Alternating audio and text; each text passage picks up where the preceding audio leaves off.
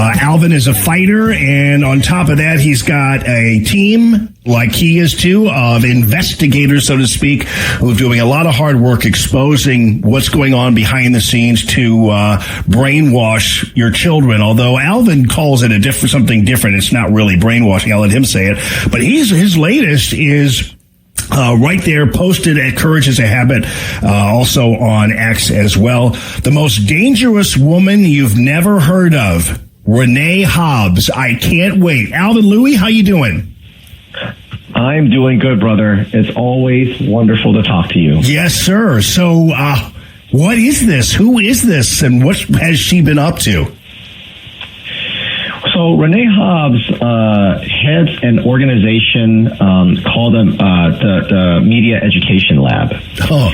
And it's very easy to get distracted by the big screaming people, that the heads of the teachers unions, those people screaming like Randy Weingarten and those types of people. But often those are just figureheads. The real danger is these organizations and these people you've never heard of who's actually doing the real work, who's crafting programs and policies that impact your children's curriculum, their mental health programs, all these kind of organizations that we like to dig into, because these are the people that are genuinely brainwashing your kids, but in a way that what I call as a discipleship. So, for example, Renee Hobbs is a very influential a woman, along with her organizations, the Media Education Lab, and she trains government officials, educators in both K through 12 and colleges, professors, the programs that the teachers learn. And what she trains them in is something, and this is the phrase I want your listeners to really write down here, is media and digital literacy. So these terms, like social emotional learning, sounds great, because who doesn't want literacy? In fact, they use that term because we know that literacy, like actual reading literacy, is in the toilet, because the K through 12 is not about academics or literacy; it's about social justice activism. And so when they use terms like media literacy, the way they sell it to parents, the way Renee Hobbs sells it to parents is, don't you want your children to learn the difference between fact and fiction? Because especially with social media, there's so much misinformation, there's so much disinformation. Obviously, parents will nod their heads. Just like if you ask a parent, don't you want your kids to have good mental health? But what they mean by mental health and what they mean by media literacy is completely different. So, for example, in our latest report, we showed how she was all about pushing back, crafting narrative against people who called out the COVID scams. Yeah. And in particularly, Dr. Fauci, back in the 2020, 2021, 22, 23. And we showed it that how she was worshiping him, how she called him an American patriot, American hero, and how she trained people on how to fight back against the doctors, the few doctors and the few professionals who said, no, this COVID is all wrong. The vax is not tested, it's dangerous. The mask is not working. Anybody who spoke out against COVID knows what I'm talking about. You were systemically censored, and you were treated like you were an enemy. And so how did these media outlets, how did NBC, ABC, CNN, where are they getting these narratives that your woke white aunt was screaming at you about? Where did they get that? Well, that came from Renee Hobbs, from the Media Education Lab. So you see, we can slam the CNN news anchor, but they're just reading from a teleprompter. You have to go and find who is writing the items on the teleprompter. And Renee Hobbs is a huge player in that. And her media literacy and digital literacy, it's baked in, is already in your K through 12. And in fact, many states already have media literacy as a graduation requirement for high school. Wow. And one of those states, you won't believe it, one of those states is Texas. Wow. So this is interesting, especially when, man, it's like you point out, the whole literacy thing is a term that most people are like, yeah, for sure.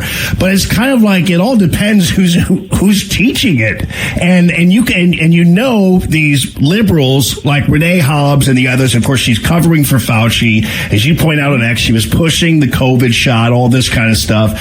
And so you're going to get pretty much the same as we got from the general media about the whole COVID thing. So you're basically grooming children to be tolerable of all of this fascist shutdown, lockdown stuff. And that's how you keep anybody from kind of protesting. For instance, when their schools close or their football season's canceled or they don't have a graduation, they're just groomed to believe that this is all normal, okay, and needed and justified. Exactly right. And so what media literacy at this most basic level does, media and digital literacy, is that it teaches your children to only rely on legacy media and what they call, quote, credible sources, unquote. So, for example, your radio station, if you had somebody on the radio like me that says, hey, they're keeping transgender secrets from schools, they're brainwashing your kids towards transgenderism, your radio station would be deemed as dangerous disinformation. Yeah. If you got a doctor on here, 4 years ago that said, hey, listen, let me tell you, I'm a doctor and the vaccines don't look right, and here's the reason why. She is crafting programs that teaches children and college kids and teachers and that go through teacher colleges to say this is all dangerous misinformation and you're killing people. And so when your children grow up, even though the legacy media has lost a lot of trust over the last 10 years, the children coming up are going to give them new life because they will only be taught to go to these subsections or the very subsection of media, of legacy media, as credible sources. And so they're not going to go to the Daily Wire. They're not going to go to the Federalist, even though if they reveal something true. They're not going to go listen to a Joe Rogan or a long-form podcast to decide for themselves and weigh what they're going to do, what they're looking at in legacy media. So, for example, here's a really quick example of that. Right now, we all know that Dr. Fauci, that the diary has been revealed, right, as him being exactly who we all know he is. But he got away with it because the legacy media is covering for him, right? And so if you're on X, everybody's going nuts. Everybody's going, look at this diary, look what he said, look how arrogant he is, look how he lied about the death rate of COVID in the media, but look at what he wrote in the diary that is nothing more than just a seasonal flu, right? That is what we on X, if you're on X or you're following alternative media or you're following maybe a show like yours, you're going to see exactly what his diary says. Let me read to you the headline for NBC News that came out yesterday morning. Anthony Fauci's journal reveals how the Trump and Biden White House handle COVID cases. That's the headline. Yeah.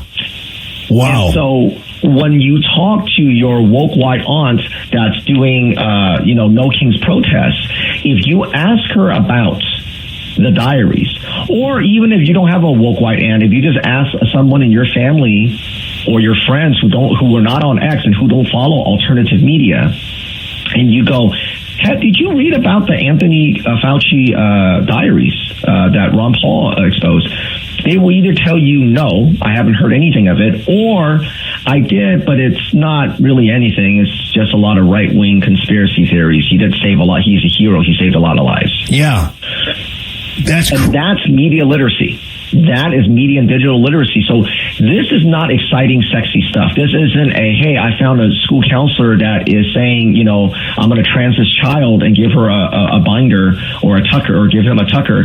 Those things get a lot of headlines. When you talk about media and digital literacy, people go to sleep for that reason. This is why they name it this way. Yeah. But this is where the discipleship happens. They want people to be, especially kids, they want to lull them to sleep. I do have good news for you, though, Alvin. I think that's really great. And I think if you guys follow Alvin on X, and of course the entirety of Courage is a Habit crew on X, that article, everything up there is posted actually specifically on X. Sometimes it's on the Daily Wire where Alvin is or whatever. I have good news for you, though. I guarantee you that the COVID generation of kids, one of them would be my son, who's 21, soon to turn 22.